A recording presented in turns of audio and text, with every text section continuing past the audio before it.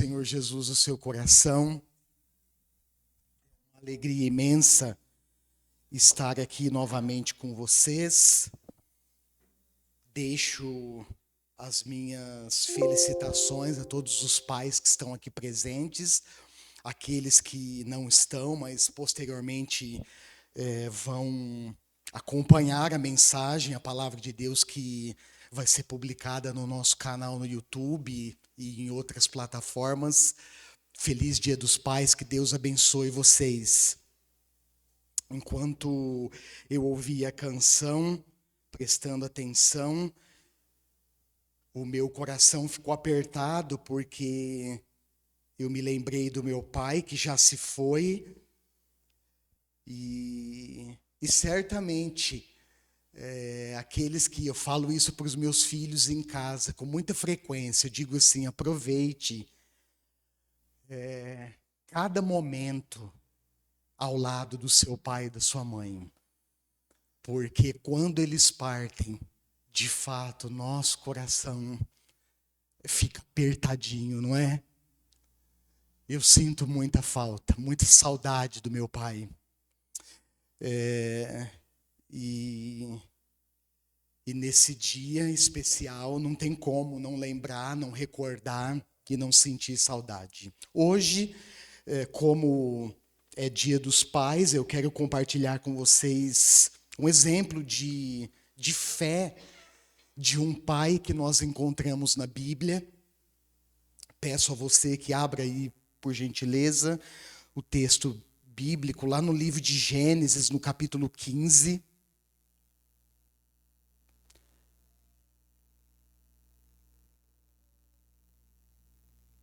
Versos 1 ao 6. É um texto base, mas certamente eu vou citar aqui outros textos. Outros momentos de algumas narrativas que vão mostrar por que esse pai, que aliás se tornou pai aos 100 anos de idade, e por que ele foi um exemplo de fé. Gênesis 15, versos 1 ao 6. A versão que eu utilizo é a NVI, Nova Versão Internacional, e foi registrado assim: depois dessas coisas, o Senhor falou com Abrão numa visão: não tenha medo, Abrão, eu sou o seu escudo, grande será a sua recompensa. Mas Abrão perguntou: ó soberano Senhor, que me darás se continuo sem filhos e o herdeiro do que possuo é Eliezer de Damasco? E acrescentou: tu não me deste filho algum, um servo da minha casa será o meu herdeiro. Então o Senhor deu-lhe a seguinte resposta: seu herdeiro não será esse, um filho gerado por você mesmo, será o seu herdeiro. Levando-o para fora da tenda, disse-lhe: olhe para o céu e conte as estrelas, se é que pode contá-las. E prosseguiu: assim será a sua descendência. Abrão creu no Senhor e isso lhe foi acreditado como justiça. Amém. Esse é o texto. A Bíblia é um livro. Eu quero fazer. Pode passar mais um slide. Eu quero fazer essa menção, essa afirmação diante de vocês que a Bíblia, ela é um livro real e realista. E nós evangélicos temos plena convicção da inspiração e da autoridade das Escrituras. Amém? É ou não é? O apóstolo Paulo, na sua segunda carta escrita para o jovem pastor Timóteo, que era pastor na igreja em Éfeso, a quem Paulo, inclusive, descreve com muito carinho como sendo seu filho amado. Ele afirma essa sublime realidade sobre as Escrituras. 2 Timóteo, capítulo 3, verso 16 e 17, está escrito assim: pois toda a Escritura é inspirada por Deus e útil para a correção, para a repreensão e para a instrução na justiça, para que todo homem de Deus seja apto e plenamente preparado para toda boa obra. Amém? Olha só, se tem um dos textos bíblicos, além de outros, que afirmam, que reforçam a sublimidade, a inspiração e a autoridade das Escrituras. É esse texto que Paulo escreve para Timóteo, na sua segunda carta. E essa segunda carta, ela tem uma particularidade, um tom muito especial, porque o apóstolo Paulo está provavelmente preso em Roma, e ele, então, já tinha sido decretada a sua sentença, ainda não havia acontecido a condenação, mas a sentença já havia sido decretada, e Paulo, então, ele escreve essa carta para Timóteo. E dentre tantas recomendações pastorais que Paulo deixa, ele faz essa afirmação, que toda a Escritura, ou seja, os 66 livros, 39 no Antigo e 27 no Novo, os 66 livros são inspirados por Deus e útil. Ou seja, o propósito das Escrituras é nos ensinar, irmãos. O propósito da palavra de Deus é nos instruir. É por isso que semana após semana, domingo após domingo, nós estamos aqui para adorar o nosso Deus. E quando nós ouvimos a sua palavra revelada, nós estamos semana após semana sendo encorajados, sendo instruídos. Mas também, eu creio, nós estamos sendo, quando nós nos submetemos à autoridade das Escrituras, nós estamos sendo transformados por ela. Você crê nisso? Essa transformação é algo que você observa na sua vida, na sua caminhada com Deus no dia a dia? Quando eu estava pensando nisso, eu também me lembrei que na declaração de valores da Igreja Holiness no Brasil, eu acho que tem isso. Dá mais um enter, eu não lembro se eu coloquei. Ah, não, pode voltar, desculpa. Mas na declaração dos valores da Igreja Holiness do Brasil, no seu segundo ponto, afirma que nós, presta atenção, olha só, isso faz parte do nosso valor, ou dos nossos valores Holiness, que a Bíblia, nós temos a Bíblia como regra de fé e prática. E que nós ensinamos de forma fiel e contextualizada. Ou seja, é quando nós aplicamos os conceitos bíblicos, os princípios bíblicos no mundo real de hoje. E isso é muito interessante porque uma das coisas que eu penso é que esses valores, esse valor de maneira específica, e o primeiro valor que mostra que Jesus é o nosso padrão máximo de fé, que Ele é o nosso Senhor e Salvador. Quando eu lembro disso, eu penso que essa declaração, ela não pode ficar somente escrita, estampada num papel, ou no site da Igreja Holiness, quando nós acessamos a internet, mas que esses valores, eles precisam fazer parte real, exercer o propósito real na sua e na minha vida. Ou seja, nós afirmamos que a Bíblia é regra de fé e prática. E se nós afirmamos, queridos, nós precisamos viver essa realidade. E nós também, está lá no valor, nós afirmamos que nós ensinamos a Bíblia de forma fiel e contextualizada, ou seja, um texto que foi escrito, no caso o Novo Testamento, o Antigo Testamento, muito mais de 4.000 anos. Nós afirmamos que nós temos esse compromisso de ensinar as Escrituras de forma contextualizada, ou seja, aplicar os ensinos bíblicos na nossa realidade contemporânea hoje. E eu confesso a vocês que isso, mantendo a fidelidade, lógico, sempre, isso sempre será um grande desafio. Porque o mundo que nós vivemos, a sociedade que nós vivemos, é uma sociedade que está em transformação contínua há tanto tempo. E nós, então, temos o desafio de não só ensinar de forma contextualizada, mas viver a palavra de Deus. E isso não pode ser só da boca para fora. Também me lembrei, nessa introdução, que as narrativas da Bíblia, você que já leu a Bíblia inteira, inclusive o compromisso que nós precisamos fazer é de ler a Bíblia inteira todos os anos. Não sei quantos aqui têm essa prática, mas essa prática ela é muito importante para nós, de ler a Bíblia todos os dias. Pastor, quantos capítulos eu leio por dia e completo a Bíblia em um ano? 4 capítulos.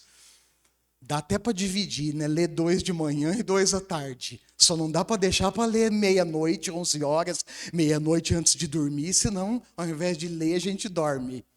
Mas se nós lermos, olha só, 4 capítulos por dia, nós lemos a Bíblia completa em um ano. É muito 4 capítulos por dia? Não é muito, mas é o nosso esforço. É o nosso compromisso. E eu estava me lembrando que as narrativas que nós encontramos na Bíblia mostram a realidade de homens e mulheres reais. E quando nós lemos a Bíblia, irmãos, esse exercício é interessante. A gente tem que ler como se fosse a nossa história. Como se você estivesse inserido ali na história. Porque o que as narrativas bíblicas mostram para nós é essa realidade de homens e mulheres reais. Não tem nada de fantasia na Bíblia, mas são homens e mulheres reais, que vivenciaram as mais diversas, as mais difíceis e as mais dramáticas situações que os seres humanos podem viver. E hoje aqui, no exemplo desse pai, nós vamos ver um desses exemplos de uma situação dramática. Desde o início, a Bíblia também nos aponta, nos ensina que os seres humanos fazem parte dos planos de Deus, diferenciando-se do restante da criação, porque nós somos criados à imagem e semelhança de Deus. Olha para a pessoa que está do seu lado e faz essa afirmação bíblica para ela. Fala assim, ó, você e eu fomos criados à imagem e semelhança de Deus. O que isso significa? Significa que nós somos seres dotados de capacidade racional. Nós somos pensadores e precisamos ser pensadores. Precisa pôr a cachola para funcionar. Não pode deixar enferrujar os neurônios, não. Grudar um no outro e dar piripaque. Mas nós somos seres dotados de capacidades especiais, irmãos. É isso que nos diferencia do restante da criação. Nós pensamos, nós somos seres afetivos, nós temos sentimentos, nós somos seres com capacidade de estabelecer e de construir relações sociais. E muito mais. E nós recebemos também, lá em Gênesis capítulo 1, 26, 27, 28, vai mostrar essa realidade. Que nós, seres humanos, recebemos o privilégio de sermos coparticipantes com Deus na administração da criação. E é interessante porque eu não vou voltar lá em Gênesis para não me perder aqui. Isso é interessante porque uma das perguntas que surgem na mente do leitor, atento ao texto, é qual foi a primeira coisa que o homem aprendeu? Foi a comunicação. Porque quando Deus termina a criação, Ele chama Adão e diz para ele, olha, agora você vai dar nome aos animais, Você vai catalogar os animais e as árvores, os bichos, a natureza. E ele então precisa aprender a se comunicar. Isso é muito interessante. Nós somos assim. É por isso, irmãos, que a comunicação, ela faz parte da nossa existência. Sem a comunicação, nosso mundo seria, as nossas relações seriam impossíveis de acontecer. Mas Deus nos dotou de capacidade comunicativa. E isso é uma bênção para nós. Louvado seja Deus por isso. Homem e mulher também na criação foram abençoados por Deus. Deus, o texto diz lá que Deus os abençoou e disse: sejam férteis, procriem e encham a terra. Olha só, desde o início, nós vemos um homem e uma mulher, seres humanos, que recebem ali no Éden a bênção do seu Criador. E para que isso? Para nos desenvolvermos, para crescermos, para procriarmos, para enchermos a terra, para administrarmos a criação com ordem, com decência, com responsabilidade. Homem e mulher que desde o início foram privilegiados pelo contato com toda a beleza e diversidade da criação de Deus no Jardim do Éden. Acho que eu já mencionei aqui, toda vez que eu leio o relato da criação, as narrativas da criação, eu fico me imaginando dentro do Jardim do Éden. Eu não sei se você já fez esse exercício. A imaginação, o coração entra dentro do texto. E a gente começa a ter um vislumbre de um lugar, irmãos, preste atenção nisso, de um cenário, um espaço geográfico, não só lindo e exuberante pela diversidade de animais e de plantas, por exemplo.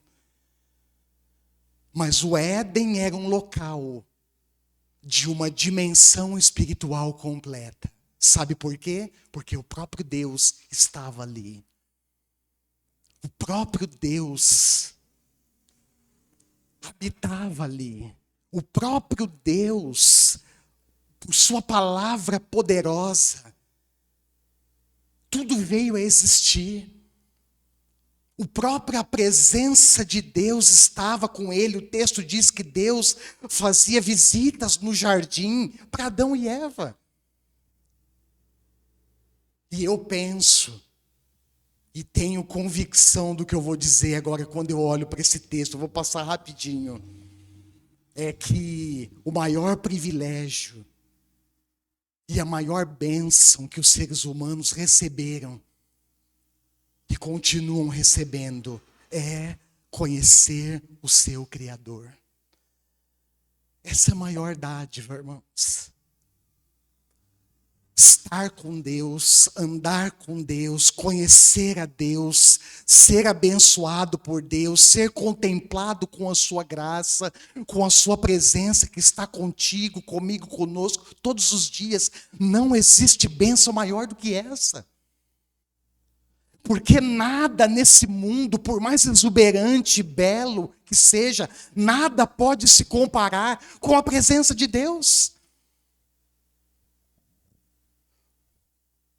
E eu fico pensando, quando nós estivermos na presença desse Deus na eternidade, já pensou nisso? Porque hoje o que nós contemplamos, eu sempre digo isso, são flashes da glória de Deus que um dia nós contemplaremos na sua plenitude, quando nós estivermos juntos na eternidade. Já parou para pensar nisso?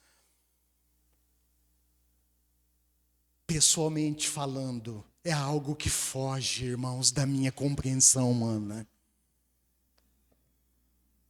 Não dá, por exemplo, se você perguntar para mim, Pastor Fábio, descreve aí o que você sente, o que você pensa. Eu não tenho palavras, irmão, humanas. é indescritível. Eu não consigo achar, encontrar na minha mente humana, nos meus sentimentos humanos, expressões para descrever como será quando nós estivermos com o nosso Deus face a face. Pois bem, agora esse pai que eu mencionei, que é um exemplo de fé, e é muito importante lembrar do ponto que eu comentei aqui sobre a Bíblia como um livro real e realista, porque quando nós olhamos, por exemplo, para a vida de Abraão, nós vamos perceber um homem que pisou na bola. Nós vamos perceber um homem falho e limitado, assim como eu, como todos nós aqui. Mas que ao longo das narrativas, nós vamos ver algumas aqui, se tornou um exemplo de fé. E nós vamos entender melhor isso. Esse pai que é protagonista da mensagem, inicialmente o texto que nós lemos mostra isso, conhecido como Abrão, cujo significado do nome é pai exaltado.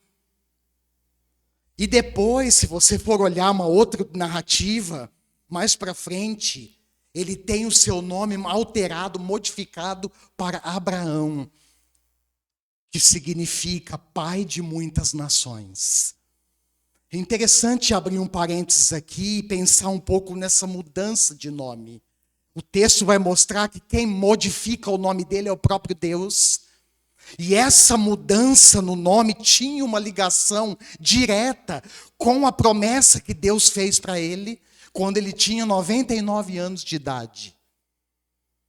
E eu já falei aqui também outrora que, pessoalmente, Abraão foi um homem que recebeu uma das mais lindas e extraordinárias promessas de Deus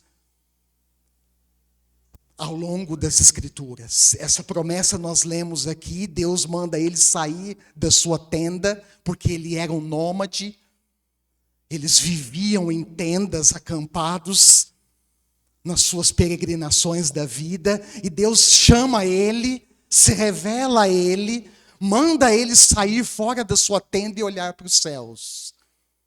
Eu, na infância, já tentei fazer isso, não sei você. Quantas e quantas vezes na infância eu olhava para o céu e tentava ficar contando. 1, 2, 3, 4, 5, 6, 7, 8, 9, 10. Chegava uma hora que eu me perdia. Não dá. Como é que a gente conta todas as estrelas do céu? E isso é tão interessante porque a Bíblia ensina que Deus conhece cada estrela pelo seu nome. Mas ele chama Abraão e diz, olha para o céu. Conte as estrelas, se é que pode contá-las. E eu fico imaginando nessa hora. Abraão com 99 anos, será que estava enxergando as estrelas, irmãos? Imagina. 9,9. Olhando para cima e tentando contar as estrelas. E Deus diz, olha, assim, e aí vem a promessa. Assim será a sua descendência. E aí, eu também me lembrei, olhei com atenção para o texto, isso me chamou a atenção, porque Deus faz uma promessa para Abraão, e essa promessa, presta atenção nisso, ela é firmada sob o compromisso de aliança. E Deus diz lá, olha, minha aliança com você será e com seus descendentes será uma aliança eterna. E nós sabemos, irmãos, que compromisso de aliança, como esse princípio é importante para a geração dos nossos dias. Porque compromisso de aliança não é um compromisso qualquer. Compromisso de aliança não é um compromisso que nós fazemos de maneira passageira. Mas é um compromisso que nós precisamos manter e guardar por toda a nossa vida. É ou não é? E se nós lembrarmos desse princípio aplicado ao casamento, como isso hoje nos nossos dias carregam um valor e um significado profundo. Porque quando nós olhamos para os casamentos, eu falo lá em casa para a Patrícia, espero que assim seja. Falo, ó, a única coisa que vai nos separar é a morte. Nós vamos caminhar juntinho até o fim. Mesmo que algum de nós tiver com bengalinha, mas até o fim. E Deus chama Abraão e fala, eu vou firmar um compromisso com você, eu vou te dar a minha promessa, e essa promessa ela será firmada com um compromisso de aliança eterna. E uma outra princípio de aliança que me chama a atenção é que é um compromisso bilateral. No caso de Abraão e Deus, ou Deus Abraão, não é compromisso de aliança com pessoas iguais. Não era isso. Mas, porque Deus é Deus e Abraão era só um homem. Mas o compromisso de aliança, ele é bilateral. Ele envolve compromisso de ambas as partes. E aí, olha só, Gênesis 17, 7. Avança um pouquinho aí no seu texto. Olha a condição principal dessa aliança. Qual era? Gênesis 17, 7.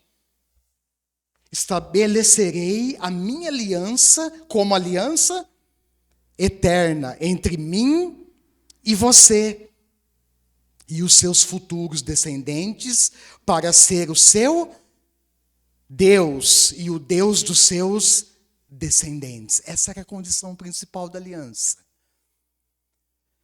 Fidelidade, lealdade somente a Deus.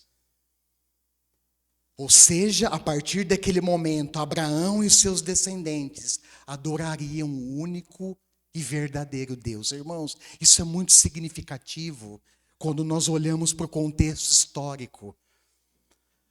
Quando nós olhamos para o mundo antigo, na Mesopotâmia antiga, onde Abraão vivia, porque foi na Mesopotâmia, nós vimos isso aqui durante os estudos bíblicos, inclusive essa semana, nós fechamos o panorama do Antigo Testamento e nós falamos disso.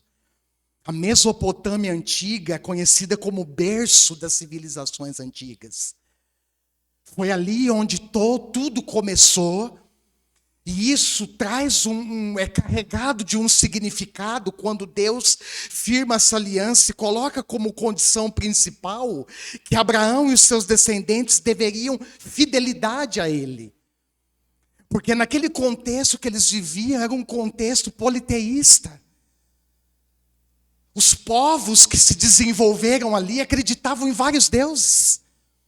Mas agora o Deus verdadeiro se revela a um homem. Olha que interessante isso. E esse Deus verdadeiro, criador de todo o universo, firma um compromisso de aliança com esse homem.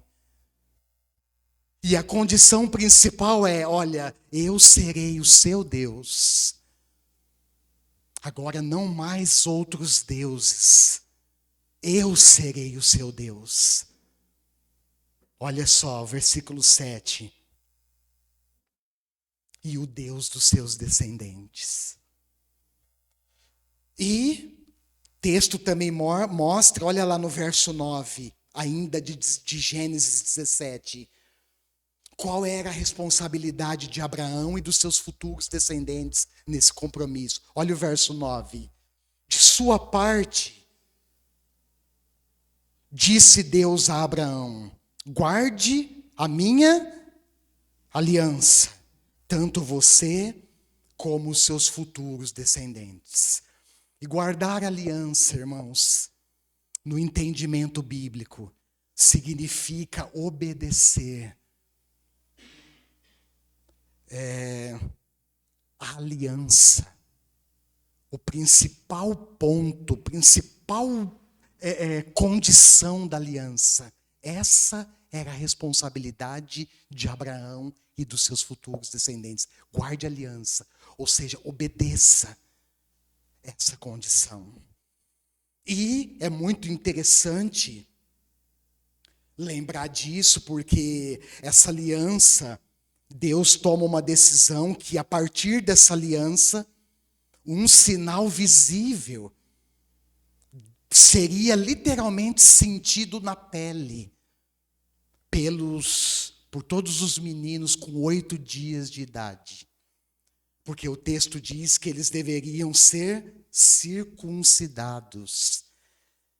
E essa circuncisão era também um costume dos povos antigos.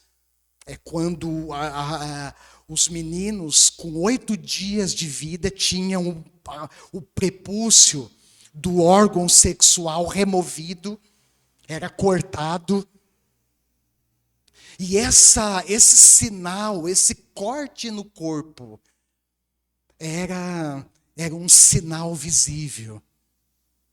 Era uma marca dessa aliança que Deus havia feito com Abraão. Isso é interessante, porque a partir de Abraão, e ele com 99 anos, ainda não havia sido circuncidado, e ele foi então circuncidado. E a partir disso, então, isso seria um sinal que diferenciava Abraão e os seus descendentes dos demais povos. E não somente isso. Isso era um sinal que trazia a lembrança, o compromisso de aliança eterna que eles haviam firmado com Deus. Interessante porque eu me lembrei que quando eu era criança, eu estava aprendendo a andar de bicicleta, e a primeira bicicletinha Monarch que eu ganhei, marronzinha, não esqueço até hoje. Pensa numa bicicletinha top. E eu fui aprender a andar com a Monarch marrom. Aprendi com rodinha, e minha mãe falou, agora é hora de tirar a rodinha. Tirou a rodinha, me impulsionou e soltou. Levei um tombo. E é interessante porque quando a gente cai, normalmente fica um machucado. A gente machuca e fica uma marca no corpo, seja no joelho, no cotovelo. E toda vez que a gente olha para o machucado, a gente lembra. Essa marquinha aqui foi do dia que eu levei um tombo de bicicleta. E Deus estava dizendo, olha, a remoção, a circuncisão no corpo seria uma marca. E eu fico pensando, olhando para a marca e lembrando, nós temos uma aliança com Deus. E nós precisamos honrar essa aliança. Isso é tão interessante, irmãos, porque no Novo Testamento, eu quero ler esse texto com vocês. Abra sua Bíblia em Romanos 2. O apóstolo Paulo, olha que interessante. Romanos capítulo 2. Versos 25 ao 29. O apóstolo Paulo, ele ensina, ele trata essa questão da circuncisão, Romanos 2, 25 ao 29.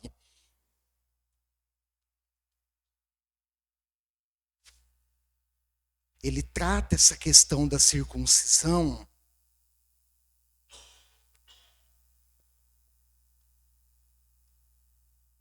Mas olha que interessante, ele fala que essa circuncisão agora é operada por quem? Vamos ver junto, verso 25. A circuncisão tem valor. O contexto, você vai ver que ele vai fazer uma abordagem sobre os judeus e a lei, para ensinar a igreja que havia ali em Roma, na capital do império. Olha só, a circuncisão tem valor se você obedece à lei. Mas se você desobedece à lei, sua circuncisão já se tornou uma incircuncisão. Ou seja, em outras palavras, não serve para nada. Se aqueles que não são circuncidados obedecem os preceitos da lei, não serão eles considerados circuncidados? Aquele que não é circuncidado fisicamente, mas obedece à lei, condenará você, que tendo a lei escrita e a circuncisão é transgressor da lei. Olha só. Não é judeu quem o é apenas exteriormente, e nem é circuncisão aquele a que é meramente exterior e física. Não. Judeu é quem o é interiormente, e circuncisão é a operada no coração. Por quem? Pelo Espírito, e não pela lei escrita. Olha só que interessante. Paulo está trazendo o costume judaico para o Novo Testamento, e ele estava habituado com isso, porque ele viveu entre judeus. E ele está dizendo, olha, a circuncisão verdadeira, significativa, é aquela que é operada pelo Espírito Santo no nosso coração. O que ele está dizendo aqui, irmãos, é que essa circuncisão é resultado, preste atenção nisso, de uma vida transformada. Que o exterior, para Deus, não vale nada. Mas que o que realmente importa é uma vida transformada em obediência a Cristo. E ele vai fundo, porque ele diz, olha, essa circuncisão, ela é dentro de nós. E ela faz de nós novas pessoas.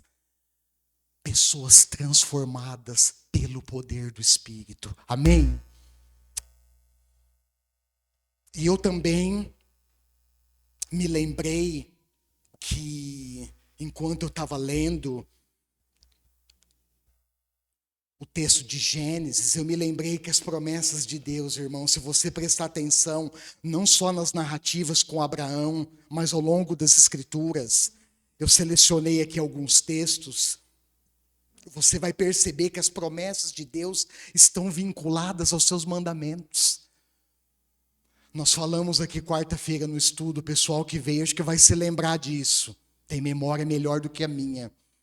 E quando nós falamos de promessa de Deus, a nossa tendência é achar que as promessas de Deus vão acontecer automaticamente na nossa vida. Que receber uma promessa de Deus é fácil. É só esperar acontecer. Não, quando nós olhamos para a Bíblia, nós vamos perceber que as promessas de Deus estão vinculadas aos seus mandamentos.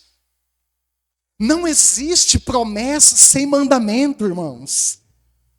Quando eu estava lembrando disso, eu pensei em alguns textos. Olha só, Êxodo, eu vou passar rapidinho por causa do tempo. Êxodo, capítulo 19, versos 1 ao 6. Pessoalmente, eu encontro nesse texto uma das promessas mais maravilhosas de Deus, destinada a uma nação específica do mundo, a nação de Israel. E Deus diz para ele, se você olhar, for rápido de endereço e abrir ali, você vai ver que Deus diz, olha, eu farei de vocês, nação de Israel, o meu tesouro pessoal. Vocês serão para mim, olha só que coisa, vocês serão para mim, o meu tesouro pessoal, uma nação de reis e sacerdotes. Só que quando nós olhamos a sequência da promessa, nós vamos ver que ela está vinculada a um mandamento. E Deus diz, olha, isso se vocês forem fiéis aos meus mandamentos. Um outro texto que eu uso como base, fundamento, diante dessa afirmação, que não existe promessa sem mandamento, está no segundo livro de Samuel, capítulo 7. Também não vou entrar lá por causa do tempo, anota, estuda durante a semana. Nesse texto, Deus faz uma promessa, sabe para quem? Para Davi. Segundo Samuel 7, 12 e 13. E nessa promessa, Deus vai dizer, Davi está velhinho, quase no fim, contando os dias. E Deus diz para ele, olha, Davi, eu não deixarei o seu trono sem ser ocupado por um rei da sua dinastia. Uma promessa. Só que, lá no primeiro livro de Reis, capítulo 2, verso 1 ao 4, Deus vai dizer que essa promessa, ela vai se cumprir se os descendentes de Davi forem fiéis aos seus mandamentos. E quem assume o trono depois de Davi, quem foi? O rei Salomão, filho de Davi com Batseba. O que isso mostra para nós, irmãos? Que de fato não existe promessa sem mandamento. O que isso ensina para nós hoje? Que se nós queremos viver as promessas de Deus, nós precisamos obedecer aos seus mandamentos. Pastor, dá para ficar só com a promessa? Pastor, dá para viver só a promessa? E largar a obediência de lado e deixar os mandamentos de Deus de lado? É assim que funciona, irmãos?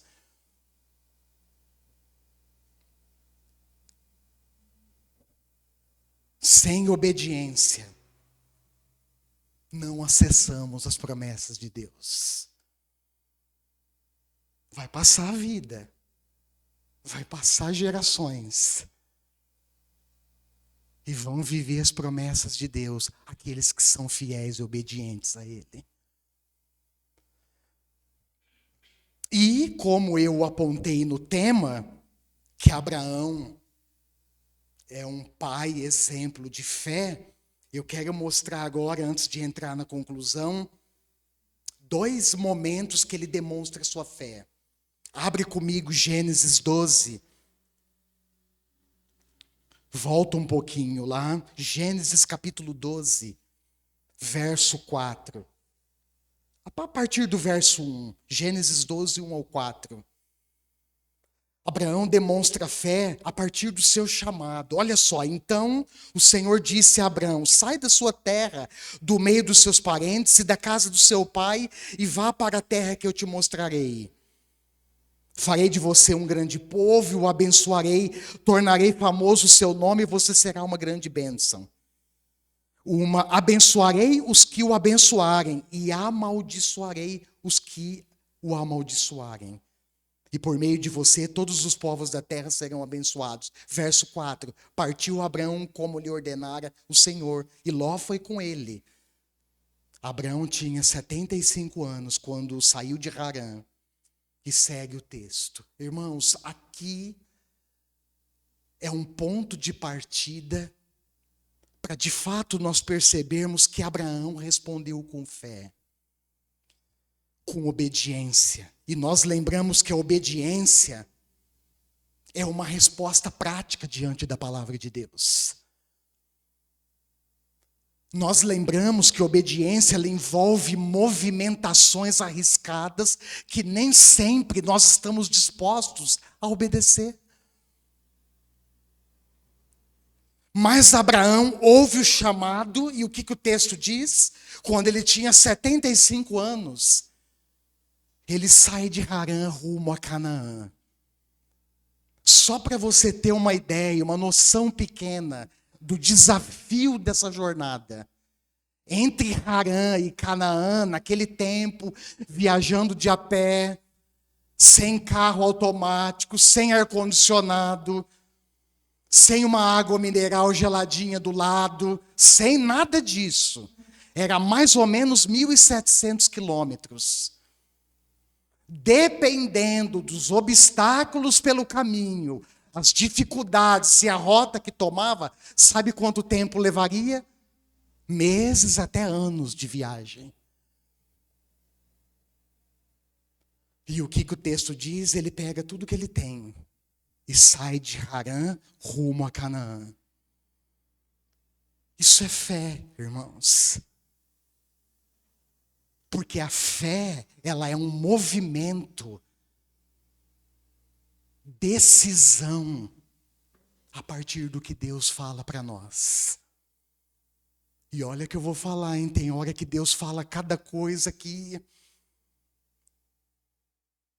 a gente chega até a questionar: Senhor, será que a sua voz é a minha ou é a voz de Satanás?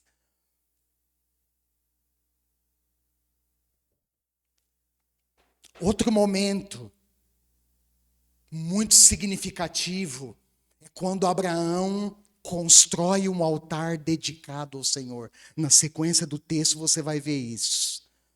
Verso 8, dali prosseguiu em direção às colinas a leste de Betel, onde armou o acampamento, entre Betel a oeste e Ai a leste. Construiu ali um altar dedicado ao Senhor e invocou o nome do Senhor.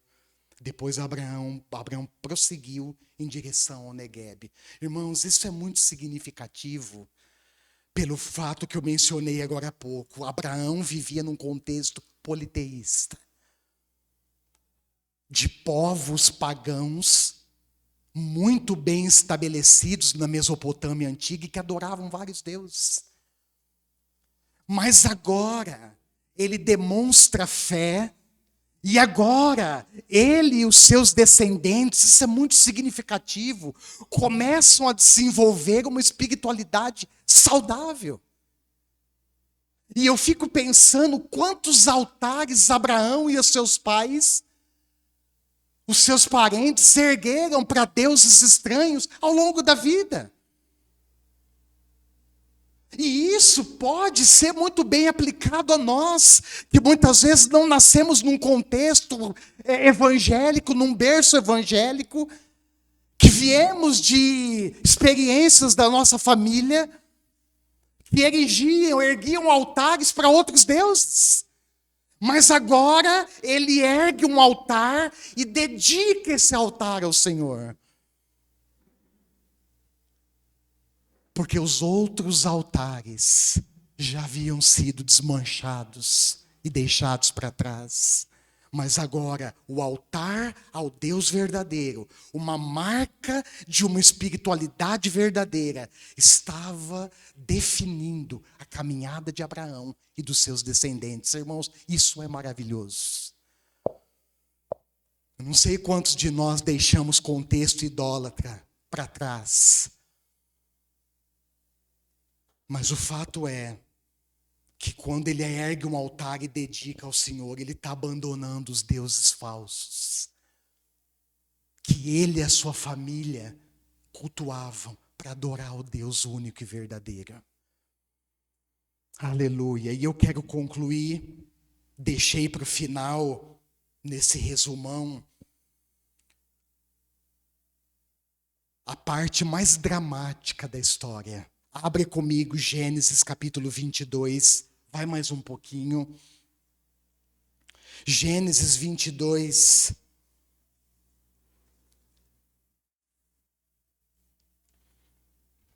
Quem é pai e mãe, se mergulhar nessa história, vai sentir o drama dessa narrativa. Porque para um pai e para uma mãe, um filho, aqueles que ainda não são e que serão um dia, quando forem, vão lembrar disso que eu estou falando. Minha irmã caçula ganhou bebê esses dias. Estava relatando para nós, um grupo da família, que sentimento indescritível, singular. Falei, pois é. Porque um filho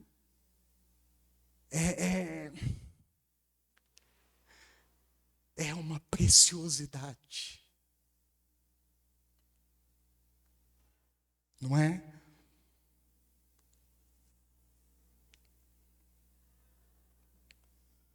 Eu falo isso para os meus filhos em casa, para o grandão principalmente. Eu falo assim, filho,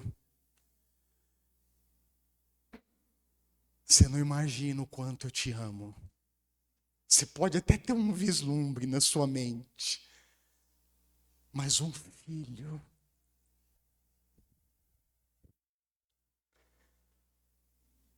é de um valor precioso para nós, é ou não é?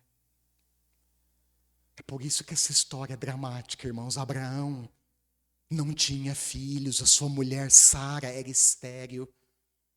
E a esterilidade para uma mulher naquele contexto histórico e cultural não era só um vexame, uma vergonha que expunha ela à vergonha pública, mas era tinha um cunho de uma maldição. Olha, você não tem filho porque no fundo você é amaldiçoada por Deus. E olha, para uma mulher naquele contexto cultural, carregar esse peso nas costas era um peso muito grande.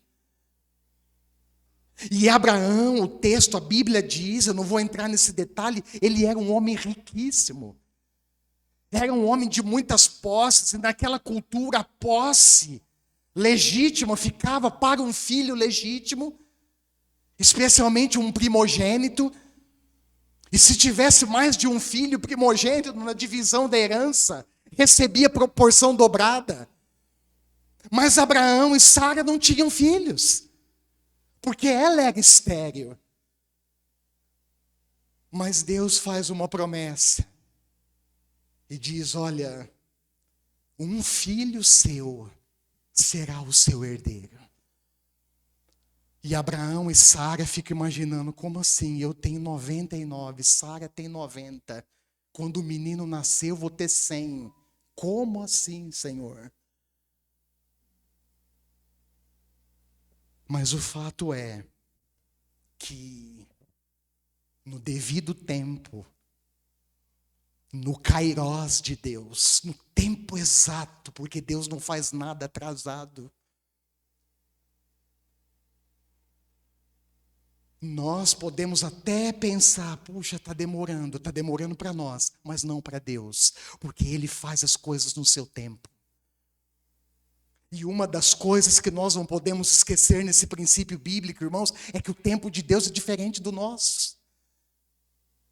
É que Deus não está preso no nosso kairós, no nosso cronos, de contar os minutos. Deus é um tempo kairós, é um tempo exato. E a Bíblia diz que 1000 anos para Deus é como o dia de ontem que passou. O tempo dele é diferente do nosso.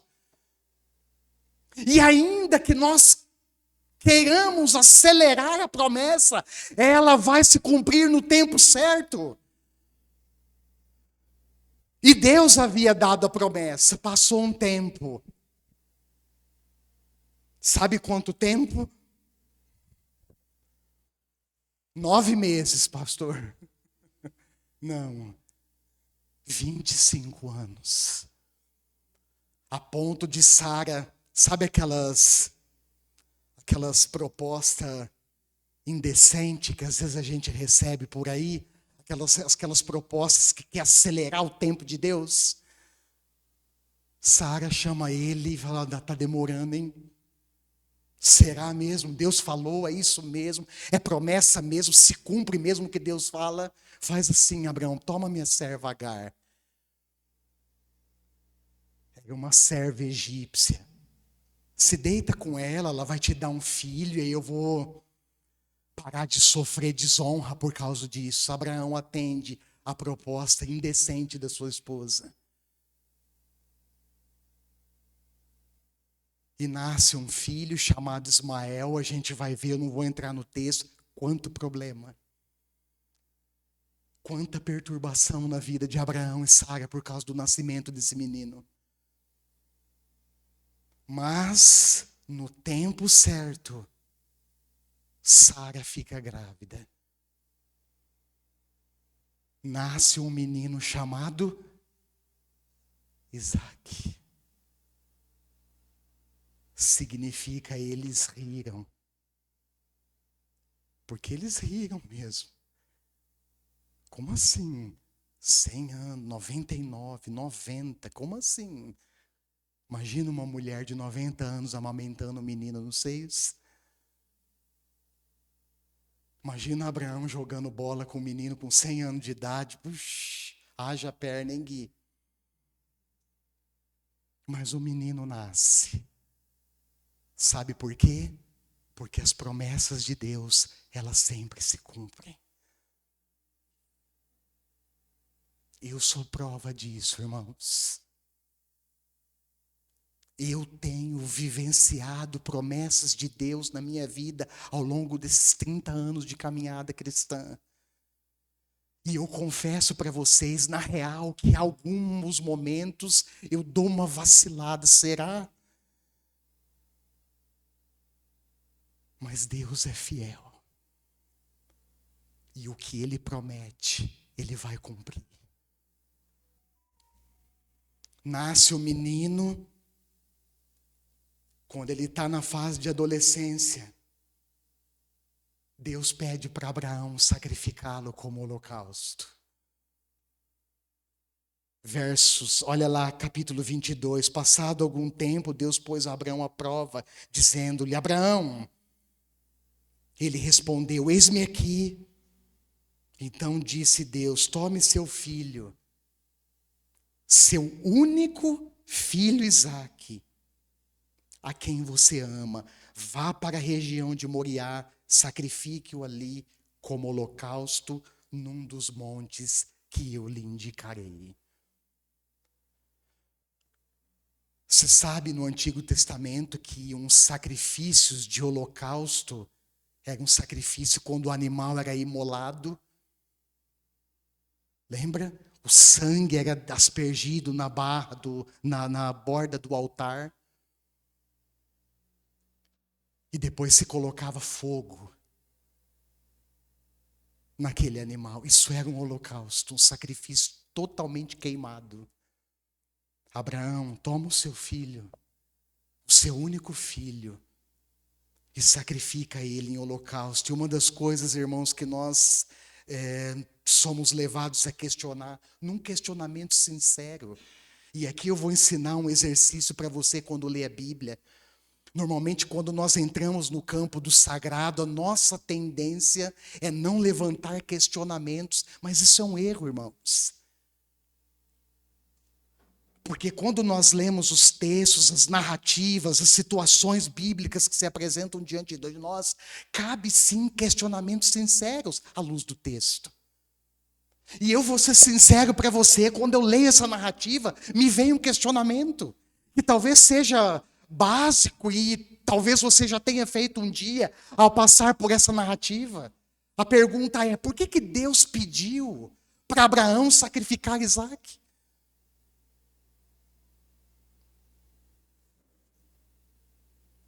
Por que Deus, na nossa trajetória, você já pensou nisso? Ele pede para nós também sacrificarmos algumas coisas.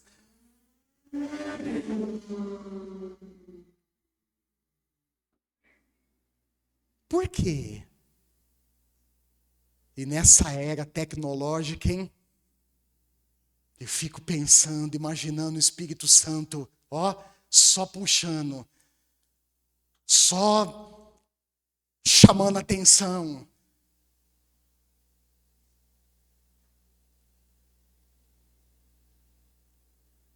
O que Deus nos pede para sacrificar por amor a Ele?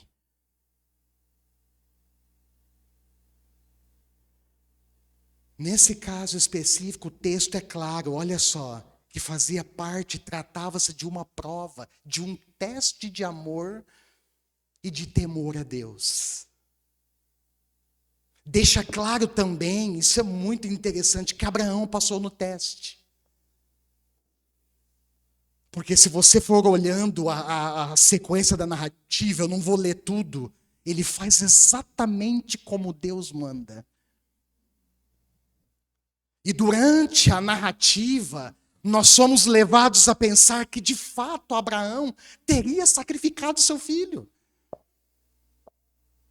Se não tivesse sido impedido por Deus. Porque o texto diz que o altar está pronto, as lenhas amarradas. E é tão dramático, irmãos, porque na caminhada, Isaac pergunta para o pai: papai, eu fico imaginando, cadê o cordeiro para o holocausto?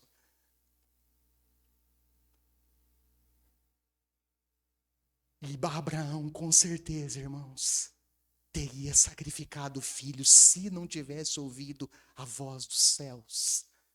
O texto diz que ele já estava com a faca na mão para sacrificar o menino. E ele ouve a voz de quem? E Deus diz: Abraão, não faça isso. Agora eu sei que você me teme. Essa narrativa, irmãos, dramática, eu estou resumindo aqui nos principais pontos, nos leva a pensar e acreditar que a fé, preste atenção nisso, ela envolve sacrifícios.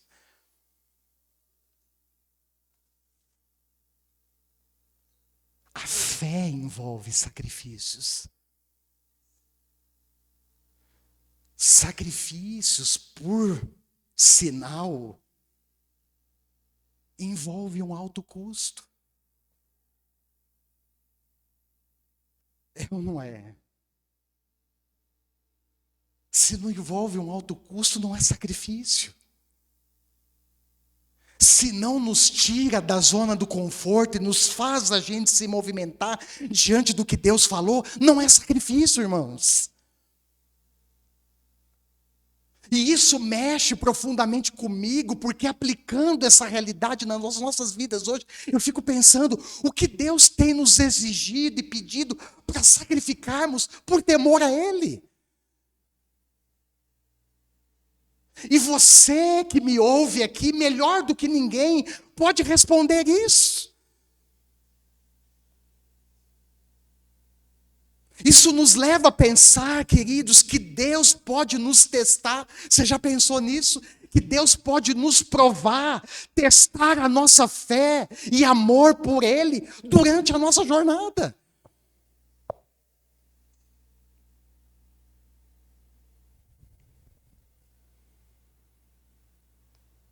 Certamente não seremos testados hoje como Abraão foi no passado. Ufa, ainda bem, hein? Quem é pai e mãe aqui, hein? Respira aliviado, hein, dona Lígia? Nós não seremos provados assim, irmãos. Porém, nós não podemos nos esquecer que muitas coisas boas e legítimas nesse mundo podem estar ocupando o lugar de Deus no altar do seu coração. O que é? O tempo negligenciado, o tempo nas redes sociais, a negligência na oração, a negligência na leitura e estudo bíblico, a negligência do viver em comunidade, a negligência da missão de ir ao mundo e pregar o evangelho às pessoas. Só você pode responder.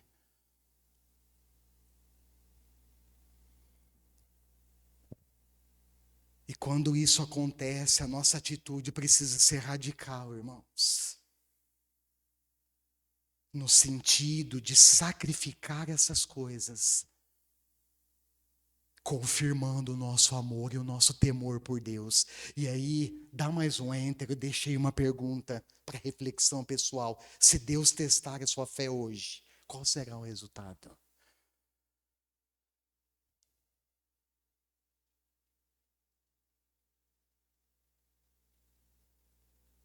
Eu gostaria que você, as pessoas que vão nos acompanhar depois, que Deus te abençoe, que você seja encorajado pela palavra de Deus e se posicione diante da palavra. Um forte abraço no seu coração e nós aqui